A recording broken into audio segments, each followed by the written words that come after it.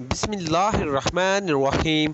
अस्सलाम वालेकुम दोस्तों, वेलकम करता हूँ इमरान ऑफिशियल न्यूज़ में सऊदी अरब से एक नई अपडेट आ गई। जैसा कि मैंने पिछली वीडियो में आपको बताया था कि आज 19 सितंबर 2021 गागा के साथ जनरल बिलाल अकबर की आज एक बहुत बड़ी मीटिंग थी और उसमें बहुत से अहम फैसले होने थे उन लोगों के लिए जिन लोगों ने पाकिस्तान से वैक्सीन की दोनों खुराकें ली थी और सफ़र करना चाहते थे सऊदी अरब का।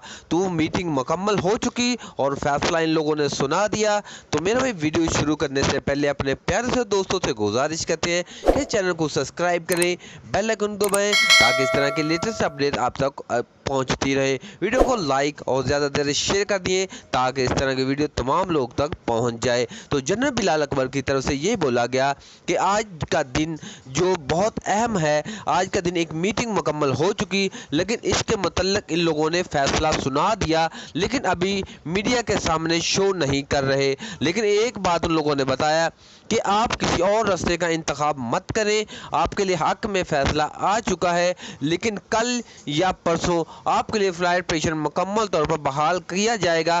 कल हो सकता है कि मैं मीडिया के सामने गुफ्तगू करके आप लोगों को खुशखबरी सुना दूं। तो इसका मतलब यही एहसास होता है कि मीटिंग में फैसला अच्छा ही हो गया। तो इसलिए जनरल बिलाल अकबर ने यह बात बोली। जनरल बिलाल अकबर की तरफ से ये ट्वीट में कहा गया था। तो क्यों मीटिंग के दौरान काफ़ी जो पाकिस्तानी भाई हैं जनरल बिलाल अकबर को ट्वीट करते रहे कि मीटिंग में क्या बना, क्या हमारे लिए फ्लाइट ऑपरेशन मुकम्मल तौर पर बहाल हो गया कि नहीं।